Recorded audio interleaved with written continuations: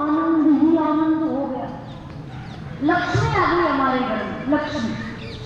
और धन्य है ऐसे माता पिता जो ऐसी बेटी जाई है जो हमारे यहाँ को बस करके रह गए। हम लोग कितने सौभाग्यशाली हैं जो ऐसी को हमारे यहाँ ऐसी बेटी हमारे घर को बन करके आई, तो हमारे घर को बन करके आई।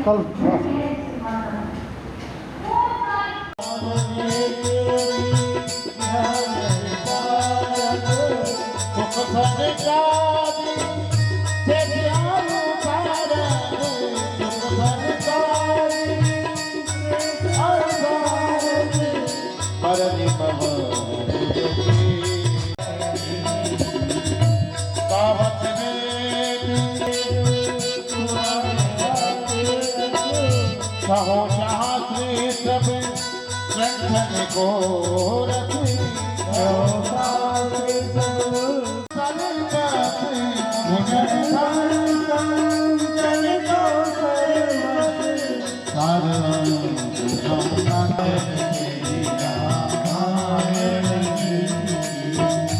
कावत संतत शंभु भव मुनि विज्ञानी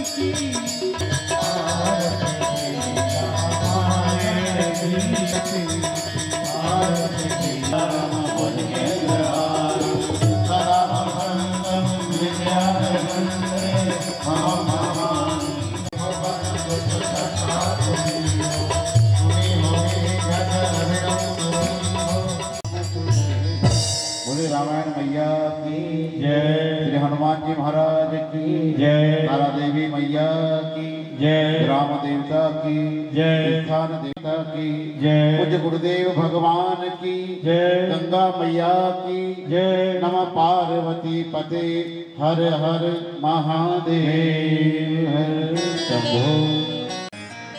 रघुनाथ कीर्तनम तत्र तत्र कृतमस्ते कांचन बाष्पवारि परिपूर्ण लोचनम मारुतिं नमत राक्षस शांतकम्। श्री गुरु चरण सरोज रज निज मन मुकुर सुधारि वरणो रघुवर विमल यश जोदायक फलचारि। तुलसीदास पद कमल बारंबार मना गुण गावहु सिया राम हनुमत हो सहाय हनुमत हो सहाय।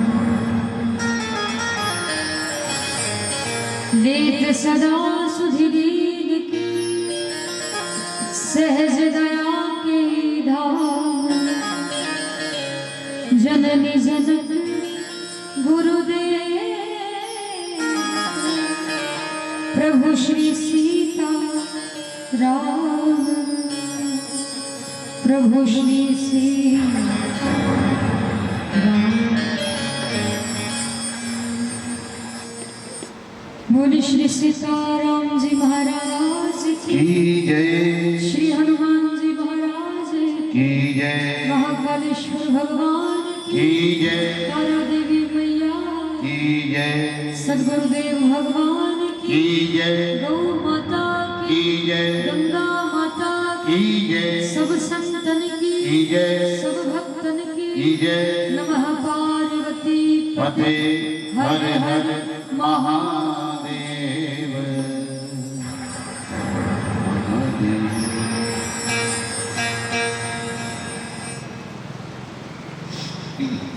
आइए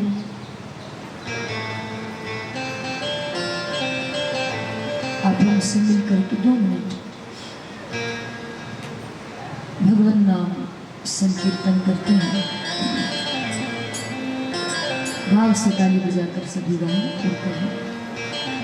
जय सिया राम, जय जय सिया राम, जय सिया राम, जय जय सिया राम, जय सिया राम, जय जय जय सिया राम, सिया राम, जय जय सिया राम, जय सिया राम, जय जय सिया राम, जय सिया राम, जय जय सिया राम, राधे श्याम, जय राधे श्याम, राधे श्याम, जय राधे श्याम, जय सिया राम, जय जय सिया राम, जय सिया राम, जय जय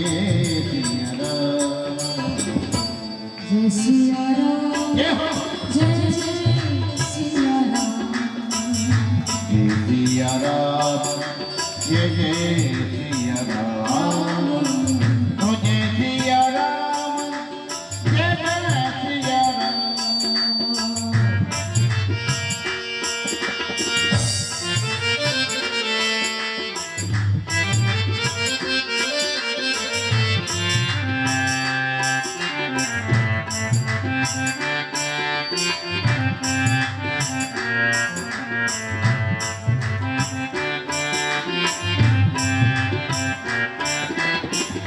शेष न कोई आशा हो जब, शेष न कोई आशा हो जब, चारों ओर निराशा हो जब, चारों ओर निराशा हो जब, तब फिर बोलो जय हो। मेरी नाम, तब फिर मोरो यही नाम। जय सिया राम, जय जय सिया राम, ओ जय सिया राम, जय जय सिया राम, जय सिया राम, जय जय सिया राम।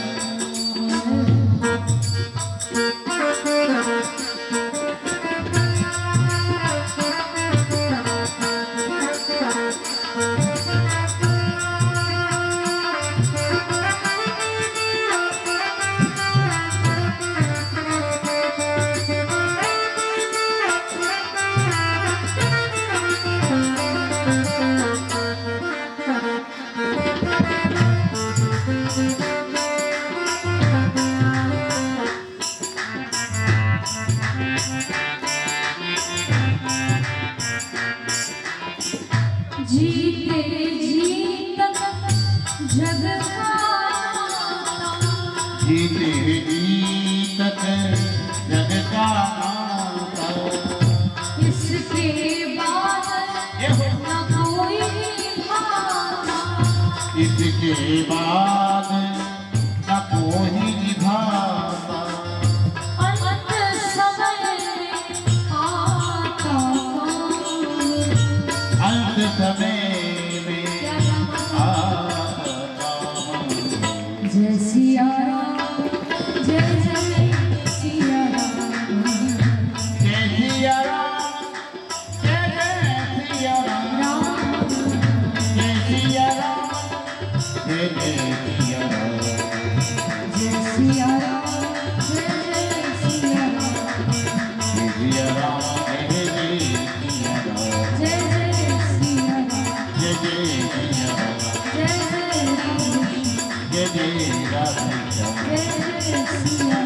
जय जय मैया जय जय जय जय राधे श्याम।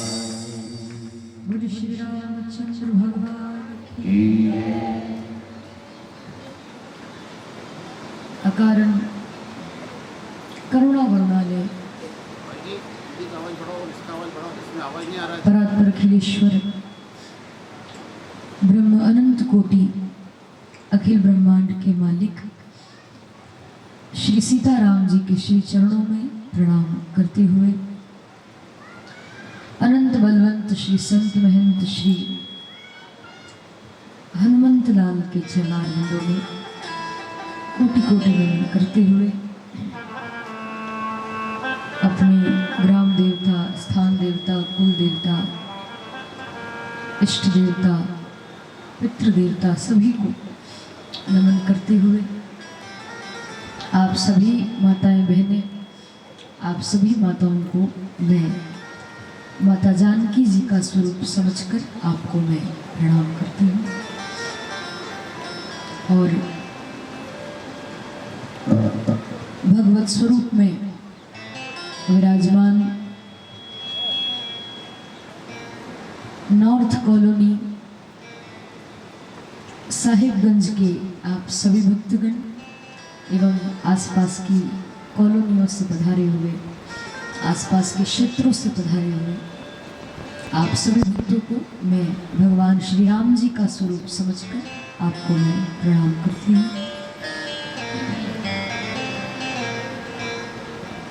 आज कथा का 8वां दिवस है, 8वां दिन है। विगत 7 दिनों से यहाँ पर इस कथा के जो मुख्य यजमान बने हैं, आज कथा का 8वां दिन है। ऐसे हमारे सोनू कुमार जी और उनकी धर्मपत्नी श्रीमती रेशमी देवी जी, जो कि इस कथा के मुख्य यजमान बने हैं और लगातार यहाँ पर 8 दिनों से सेवा कर रहे हैं। आज का 8वां दिन है। ताली बजाइए जोरदार। और माँ तारा मंदिर सेवा समिति के सभी पदाधिकारी भक्तगण जो यहाँ तन से, मन से, धन से, हर प्रकार से सेवा कर रहे हैं, कर्मठ कार्यकर्ता सभी, कमल कुमार जी और उनकी पूरी मित्र मंडली, सभी भक्त जो यहाँ सेवा कर रहे हैं, एक बार उन भक्तों के लिए भी ताली बजाइए। बड़े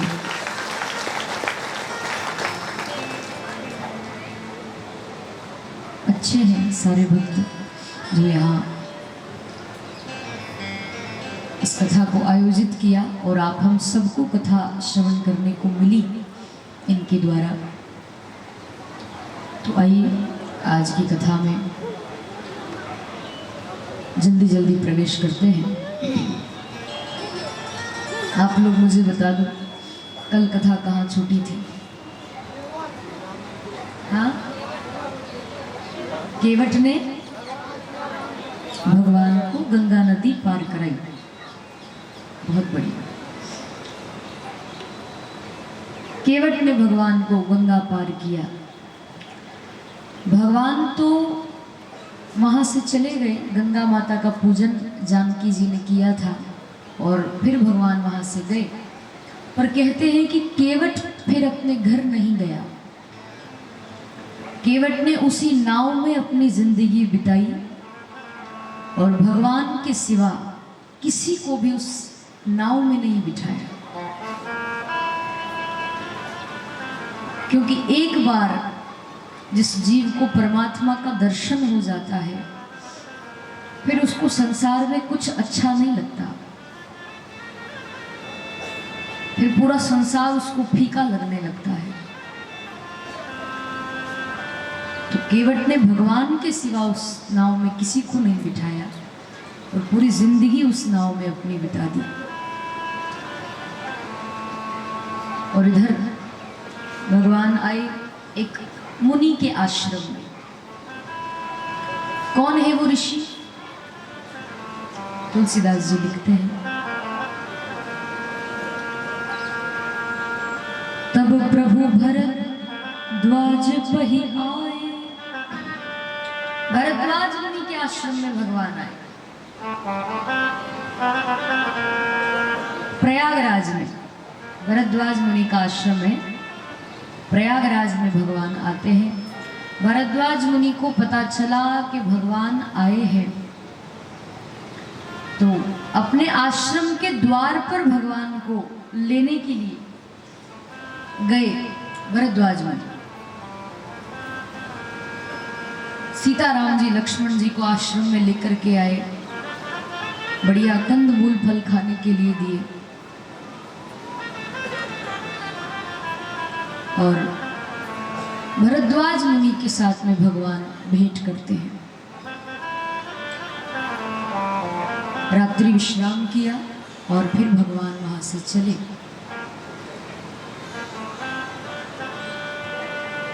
पता चला आसपास के गांव के लोगों को कि भगवान आए हैं, साक्षात भगवान अयोध्या से चल करके आए हैं। तो गांव के लोग ही भगवान का दर्शन करने के लिए वहां पर आए। कोल भील, जिनको आदिवासी कहते हैं, वो आदिवासी लोग राम जी का दर्शन करने आए। तुलसीदास जी लिखते हैं, सुनत तीर वासी नर नारी, सुनत तीर वासी नर नारी, आए निज निज काज विसारी, आए निज निज काज विसारी। लखन राम से सुंदर नारी, लखन राम सिय सुंदर नारी, देखी करही निज भाग्य बड़ाई, देखी करही निज भाग्य बड़ाई, भाग्य बड़ाई। निज भाग्य बड़ाई। सुनत तीरवासी नर नारी, आदिवासी लोग कोल भील राम जी का दर्शन करने के लिए आए। सीताराम जी लक्ष्मण जी की सुंदरता देखी तो अपने अपने भाग्य की बड़ाई करने लगे कि देखो हमारा कितना बड़ा अहोभाग्य है कि इतने सुंदर सुंदर राजकुमारों का हमें दर्शन करने को मिल रहा है। राम जी के आसपास सारे पुरुष, सारे भाई लोग खड़े हो गए और राम जी से प्रश्न करने लगे कि आप कौन हैं, कहां से आए हैं, क्या नाम है आपका? दिखने में तो आप ऐसा लग रहा है मानो कोई महात्मा हो। कौन है आप, कहां से आए हैं, आपका परिचय दीजिए। राम जी से वो लोग प्रश्न करने लगे और इधर जानकी जी के आसपास वो महिलाएं, माताएं खड़ी हो गई तो वो जानकी जी से प्रश्न करने लगे कि ये बताओ, वो जो सांवला सांवला है ना, वो तुम्हारा क्या लगता है? कोटि मनोज लजावनी हारे, सुमुखी कहे को आही तुम्हारे। कोटि मनोज लजावनी हारे मतलब वो करोड़ों कामदेव को लजाने वाले वो सांवला सांवला, वो तुम्हारा क्या लगता है? राम जी की तरफ इशारा करके बोली सखियां कि वो करोड़ों कामदेव को लजाने वाला वो सांवला सांवला तुम्हारा क्या लगता है? अब जानकी जी को ये बताने में थोड़ा संकोच हो रहा था कि वो जो सांवले सांवले हैं वो मेरे पति हैं। अब डायरेक्ट कैसे कहते कि ये मेरे पति हैं? थोड़ी शर्म तो आती। तो जानकी जी नीचे गर्दन करके मुस्कुराने लगी। और सखिया वो तो बस एक ही बात की रट पकड़ रखी थी, उन्होंने जिद पकड़ ली थी कि बस आपके मुख से बताओ कि वो सांवला सांवला तुम्हारा क्या लगता है। अब बताओ, वो जब जानकी जी शर्माने लगी तो वो सखिया समझी नहीं कि ये शर्मा रही है, मतलब कि इनके पति होंगे। कहने में संकोच हो रहा है तो समझ जाना चाहिए, पर नहीं, इतनी हटीली माताएं, इतनी जिद्दी थी वो बात पर अड़ गई कि बस बताओ आप तो कि वो सांवला सांवला तुम्हारा क्या लगता है। तो जानकी जी तो कुछ नहीं बोली, नीचे गर्दन करके बैठी रही। और इधर वो लोग राम जी से प्रश्न कर रहे थे अपने गांव की भाषा में, भगवान से कहने लगे, कहां से आए हो, क्या नाम है आपका, और कैसे कर रहे हैं वो प्रश्न। तो कहते हैं, कहाँ के पथिक कहाँ पे कीन हो तुम गवनवा, के ही कारण राम तुमने छोड़े भवनवा, के ही कारण राम तुमने छोड़े भवनवा, के ही कारण राम तुमने छोड़े भवनवा, के ही कारण राम तुमने छोड़े भवनवा, कहाँ के पथिक कहाँ पे कीन हो तुम गवनवा, कहाँ के पथिक कहाँ पे कीन हो तुम गवनवा, यही कारण राम तुमने छोड़े भवनवा, यही कारण राम तुमने छोड़े भवनवा, हो यही कारण राम तुमने छोड़े भवनवा। यही कारण राम तुमने छोड़े भवनवा। क्या नाम है आपका, कहाँ से आए हो, इधर कहाँ जा रहे हो, कौन हो आप, आपका परिचय बताइए। तब भगवान राम जी अपना परिचय दे रहे हैं, सारे प्रश्नों का उत्तर देने लगे भगवान। कहाँ के रहने वाले हो पूछा, तो भगवान ने उत्तर दिया, उत्तर दिशा में एक नगरी है अयोध्या,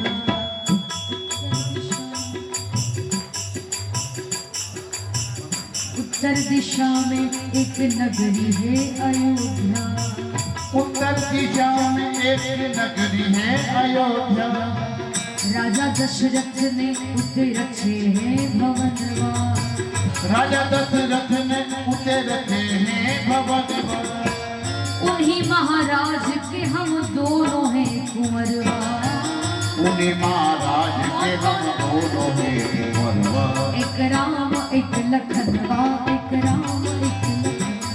एक राम एक लखनवा, एक राम एक सुनिए, माता के कई ने हमें छुड़ा दे भवनवा, माता के कई ने हमारे छोड़ा दे भवनवा, कहाँ के पथिक कहाँ पे कीन हो तुम भवनवा, कहाँ के पथिक कहाँ पे कीन हो तुम भवनवा, कहाँ के पथिक कहाँ पे कीन हो तुम भवनवा, कहाँ के पथिक कहाँ पे कीन हो तुम भवनवा। पूरा एड्रेस, पूरा पता राम जी ने बताया। हम अयोध्या के रहने वाले हैं, राजा दशरथ के दोनों राजकुमार हैं, मेरा नाम राम है, ये मेरा छोटा भाई लक्ष्मण है। हमें 14 वर्ष का वनवास मिला है, इसीलिए हम जंगल जंगल भटक रहे हैं। राम जी ने तो अपना परिचय पूरा सुना दिया, बता दिया, और भगवान उनको बढ़िया अच्छे अच्छे प्रसंग सुनाने लगे, बढ़िया बढ़िया कथा सुनाने लगे। तो वो गांव के लोग भी बड़े सरल भगवान के मुख से कथा सुन रहे थे। लेकिन इधर जानकी जी से वो महिलाएं, वो माताएं बस एक ही प्रश्न कर रही थी कि वो सांवला सांवला तुम्हारा क्या लगता है, बताओ ना, वो सांवला सांवला तुम्हारा क्या लगता है, कौन है वो तुम्हारा। जानकी जी ने मन में सोचा कि ये राम जी के बारे में पूछ रही है, अब डायरेक्ट कैसे कहूं कि ये मेरे पति है, कैसे भगवान का परिचय दूं। तो जानकी जी ने एक युक्ति निकाली। क्या? जानकी जी ने सोचा कि अगर मैं लक्ष्मण जी का परिचय दे दूं तो राम जी का परिचय तो अपने आप हो जाएगा। अगर मैं बता दूं कि ये जो उनके साथ में गोरे गोरे से हैं वो मेरे छोटे देवर हैं, इनका नाम लक्ष्मण है, तो ये तो समझ ही जाएगी कि जब साथ में देवर हैं तो फिर वो सांवला सांवला तो पति ही होगा। तो जानकी जी ने उन सखियों से कहा कि सुनिए, मैं आपको उनके पास में जो खड़े हैं ना वो गोरे गोरे से, उनका परिचय देती हूँ। सखियों ने कहा कि अच्छा वो, हाँ उन्हीं का परिचय बता दो। वो तुम्हारा क्या लगता है, कैसे है वो, उनका स्वभाव कैसा है? जानकी जी कहने लगी, जानकी जी बोली, सहज स्वभाव सुभग तन गोरे, नाम लखन लघु देवर मोर। वो जो गोरे गोरे है ना, उनका नाम लक्ष्मण है और वो मेरे छोटे देवर हैं और उनका बहुत ही सरल स्वभाव है, सहज स्वभाव। ये सुभग तन गोरे, इतने सहज स्वभाव के हैं लक्ष्मण जी, इतने सहज स्वभाव के, इतने सरल हैं कि गुस्सा तो उनको आता ही नहीं, समझते ही नहीं वो गुस्सा क्या होता है, बिल्कुल गुस्सा नहीं आता, कभी गुस्सा करते ही नहीं, इतने सरल स्वभाव के, इतने सहज हैं, कभी गुस्सा नहीं करते। अच्छा एक बात आप मुझे बताओ, क्या जानकी जी सही कह रही है कि लक्ष्मण जी को गुस्सा नहीं आता? हाँ नहीं। क्या जानकी जी भूल गई कि यही लक्ष्मण मेरे स्वयंवर के समय, मेरे विवाह के समय भरी सभा में मेरे पिता के सामने खड़ा हो गया था और इसी ने मेरे पिता से कहा था, कही जनक जसी अनुचित बानी, विद्यमान रघुकुल मनि जानी। मेरे पिता से तो तुकारे से बात की थी। जानकी जी क्या भूल गई? वो सारी बातें नहीं भूली, जानकी जी को सब याद है। पर देखो जानकी जी अभी अगर कह दे ये बात कि वो जो गोरा गोरा है वो मेरा छोटा देवर है और नाम लक्ष्मण है इनका और बहुत गुस्से वाला आदमी है, जब देखो जब सांप की तरह बीच बीच में फनफनाता रहता है, बहुत गुस्सा करता है, ये बात अगर जानकी जी कह दे और मान लो ये बात लक्ष्मण जी सुन ले तो लक्ष्मण जी को कितना बुरा लगेगा, है ना? कि एक तो मैं अपनी पत्नी को छोड़कर इनके साथ आया वन जंगल में, अपने माता पिता को छोड़कर के इनकी सेवा करने आया हूँ और ये है कि लोगों से मेरी बुराई करती फिरती है कि लो ये तो बहुत गुस्से वाले हैं, बहुत बीच बीच में फनाते हैं और गुस्से वाले हैं। गुस्सा तो इनके नाक पर ही रहता है। लक्ष्मण जी को ये बात कितनी बुरी लगेगी अगर उनको पता चल जाए तो। अगर गलती से भी लक्ष्मण जी ने ये सुन लिया तो वो कहेंगे कि लो भैया हम ज्यादा ही गुस्से वाले हैं, हमारी तो नाक पर ही गुस्सा रहता है और हम बीच बीच में फनाते रहते हैं, तो ये जा रहे हैं अयोध्या वापस, आप जाओ आपके वन में, मैं तो अयोध्या जा रहा हूँ। और मान लो बीच रास्ते में से ही अगर हमें छोड़ करके ये अयोध्या वापस चले गए तो जंगल में हमको कंदमूल फल लाकर कौन देगा? इसीलिए जानकी जी लक्ष्मण जी की मुंह देखी बड़ाई करने लगी। हाँ, ये जो मुंह देखी बड़ाई होती है ना, इसके बहुत फायदे होते हैं, बहुत ज्यादा फायदे। और सबसे ज्यादा फायदा मुंह देखी बड़ाई का सास ससुर को होता है, सबसे ज्यादा। कैसे होता है बताऊं आपको, आपके फायदे की बात। कथा में आज जितने ससुर आए हैं, जितनी सास आई है, बिल्कुल ध्यान से सावधान होकर मेरी बात सुनना। अगर आपको अपनी बहू के हाथ की गरम गरम रोटी खाना हो ना, तो बहू के मायके वालों की तारीफ करो, खूब तारीफ करो। हाँ, माता पिता की तारीफ करो उसके, और क्या तारीफ करना है, कैसे तारीफ करना है, क्या बोलना है, मैं आपको बताती हूँ, मेरी तरफ देखना। पहले तो आप दोनों बुढ़े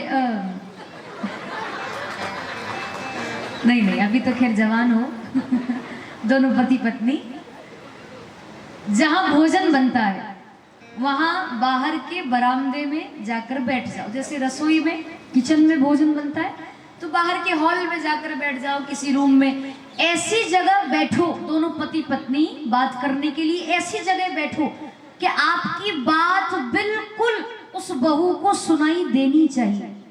हाँ, वो जहां भी काम कर रही हो उसको बात सुनाई दे जाए, ऐसी जगह बैठकर बात करो। तो दोनों पति पत्नी बैठ जाओ और बढ़िया दोनों आपस में बातचीत करो कि आहा कितनी अच्छी बहू है। देखो ये बोलना है आपको, है ना? हाँ, इसको थोड़ा लिख लेना, रट लेना, याद कर लेना। दोनों पति पत्नी, कितनी अच्छी बहू है। जब से ये बहू हमारे घर में आई है, हमारे घर में तो आनंद ही आनंद हो गया। लक्ष्मी आ गई हमारे घर में, लक्ष्मी। और धन्य है इसके माता पिता जो ऐसी बेटी जाई है, जो हमारे यहाँ बहू बन करके आई है। हम लोग कितने सौभाग्यशाली हैं जो ऐसी बहू हमारे यहाँ आई, ऐसी बेटी हमारे घर बहू बन करके आई।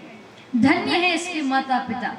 इसके माता पिता कितने भाग्यशाली हैं कि जो ऐसी बेटी उन्होंने पाई, और उन्होंने ऐसी बेटी को जन्म दिया जो हमारे घर बहू बन करके आई। धन्य है इसके माता पिता। खूब तारीफ करो। जब से ये बहू हमारे घर में आई है, हमारे घर में तो आनंद ही आनंद हो गया। हमारे घर में तो लक्ष्मी आ गई। भले ही उस बहू के आने से आपके घर का भंटा ढाल हो गया हो, फिर भी तारीफ करना चाहिए। फिर भी तारीफ करो, झूठी तारीफ करो। हाँ, भले वो काम नहीं करती, वो भले ग्लास इधर से उधर उठा कर नहीं रखती, पर खूब तारीफ करो कि दिन भर लगी रहती है बेचारी, दिन भर काम करती है। देखो फुर्सत ही नहीं, बैठने की फुर्सत नहीं। कितने अच्छे संस्कार दिए हैं इसके माता पिता ने। धन्य है इसके माता। बार बार उसके माँ बाप का नाम लो, बार बार उसके मायके वालों की तारीफ करो, उसकी तारीफ करो। सुबह तारीफ करोगे, शाम से देखो आप गरम गरम रोटी खाने को मिलेगी। टाइम टू टाइम आपका सारा काम होगा, दवाई गोली टाइम टू टाइम। हाँ, ठंड आएगी तो गरम गरम पानी स्नान करने को मिलेगा, बढ़िया।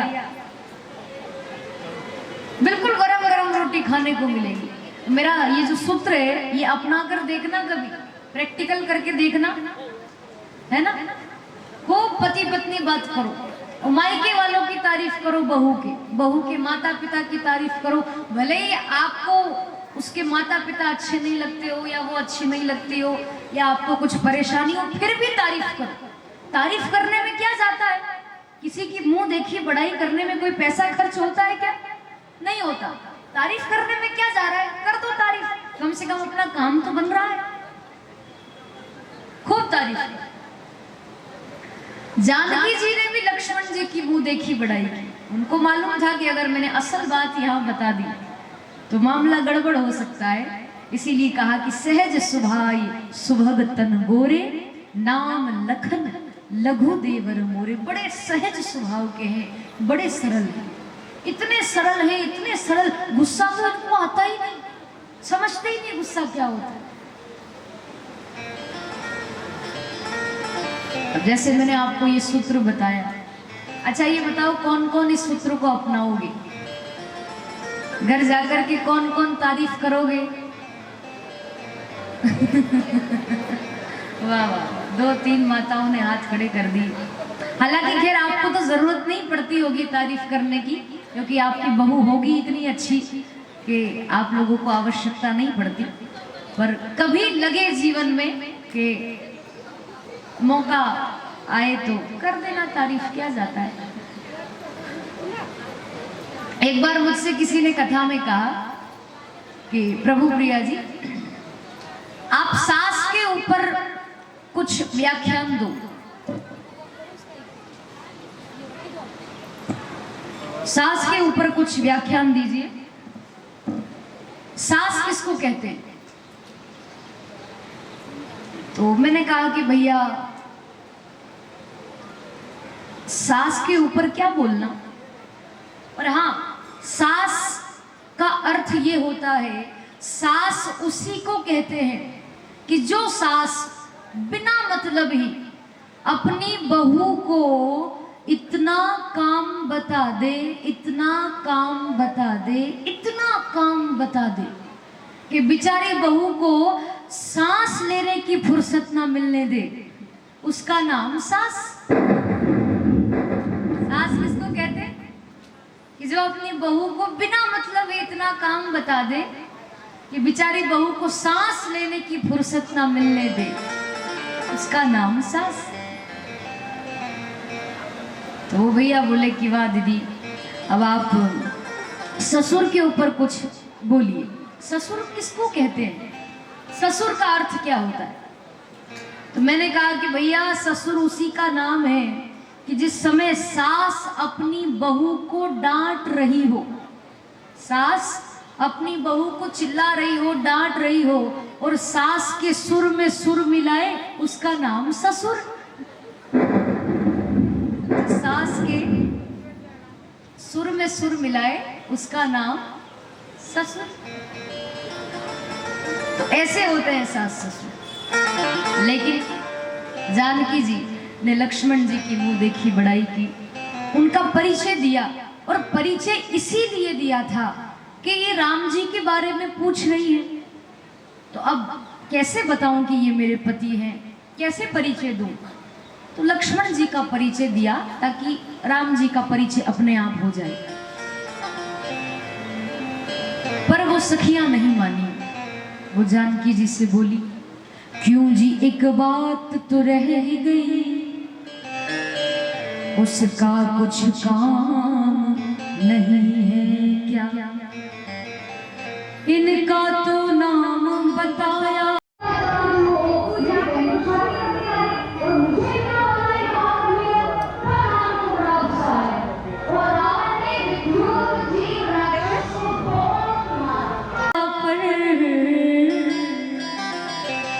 उनका कुछ नाम नहीं है क्या? सखियां पूछने लगी कि आपने इनका नाम तो बता दिया कि ये आपके छोटे देवर हैं, इनका नाम लक्ष्मण है और ये बहुत ही सरल स्वभाव के हैं, पर आप बताओ ना वो सांवला सांवला आपका क्या लगता है, क्या नाम है उनका और वो आपके क्या लगते हैं? तब जानकी जी ने विचार किया कि अब लगता है कि मुझे बताना ही पड़ेगा, क्योंकि ये मानने वाली तो है नहीं। तो देखो जानकी जी ने कितनी मर्यादा में रह करके राम जी का परिचय उन सखियों को दिया। जिधर भगवान बैठे थे उस तरफ पहले तो जानकी जी ने घूंघट किया और जिधर भगवान बैठे थे उस तरफ ऐसे घूंघट को कर लिया, और जानकी जी ने बिल्कुल धीरे से राम जी का परिचय दिया। बहुरी बदन विधु अंचल ढाकी, प्रियतन चितय बोह करी बाकी। ऐसे घूंघट किया, तिरछे नैन किए, और जानकी जी ने बताया कि ये मुझ दासी के करुणा निधान है, ये मुझ दासी के स्वामी है। क्या कहा? कि ये मुझ दासी के करुणा निधान है, ये मेरे स्वामी है। जानकी जी ने राम जी का नाम नहीं लिया कि ये मेरे पति हैं, इनका नाम राम है, ये नहीं कहा। क्या कहा? कि ये मेरे स्वामी है, ये मेरे करुणा निधान है। और जानकी जी जो है ना वो राम जी को करुणा निधान ही कहती थी। जैसे पति पत्नी के बीच का नाम जो होता है, ऐसे जानकी जी राम जी को करुणा निधान बुलाती थी। कभी राम जी का नाम लिया ही नहीं, कभी नाम नहीं लिया। और नाम क्यों नहीं लिया? अभी भी जब परिचय दिया तब नाम नहीं लिया, केवल इतना ही कहा कि ये मेरे स्वामी हैं, ये मेरे पति हैं। नाम नहीं लिया जानकी जी ने राम जी का। क्यों? क्योंकि भारतीय नारी पति का नाम नहीं लेती है।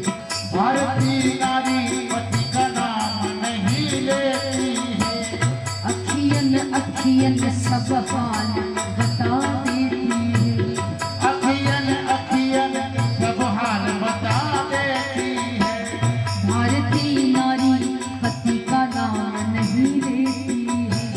भारतीय नारी पति का नाम नहीं लेती है। रुक जाइए, आप भी गलत गा रहे हो और मैं भी गलत गा रही हूँ। आज के हिसाब से अगर गाया जाए तो आज के दौर के हिसाब से क्या होगा ये भजन, ये गीत? भारतीय नारी पति का नाम नहीं लेती थी, अब तो लेती है। अखियन अखियन सब हाल बता देती थी। पहले के जमाने में, पहले की जो पत्नियां होती थी, जो स्त्रियां होती थी, वो अपने बच्चों के नाम से अपने पति को बुलाती थी कि ओ पप्पू के पापा, या जो भी आप बच्चों का नाम होता था, सोनू के पापा, या जो भी बच्चों का नाम हुआ करता, उस नाम से पत्नी पति को बुलाती थी। पर आजकल तो डायरेक्ट महिलाएं पति का नाम लेती, क्योंकि पढ़ी लिखी है और आज का दौर भी ऐसा चल रहा है। बड़े बड़े शहरों में बच्चों के नाम से पति को कोई नहीं बुलाती। अब तो स्वामी भी नहीं कहती, अब तो पति देव भी नहीं कहती, पति परमेश्वर भी नहीं, अब तो डायरेक्ट पति का नाम लेती। ओ मिस्टर राम गोपाल शर्मा, या जो भी पति का नाम हो, डायरेक्ट पति का नाम, जबकि पति का नाम नहीं लेना चाहिए। शास्त्र कहते हैं कि पति का नाम नहीं लेना चाहिए। पत्नी अगर पति का नाम लेती है तो उससे पति की उम्र कम होती है। जितनी बार आप नाम लेते हो उतनी बार उम्र कम होती है। फिर भले खूब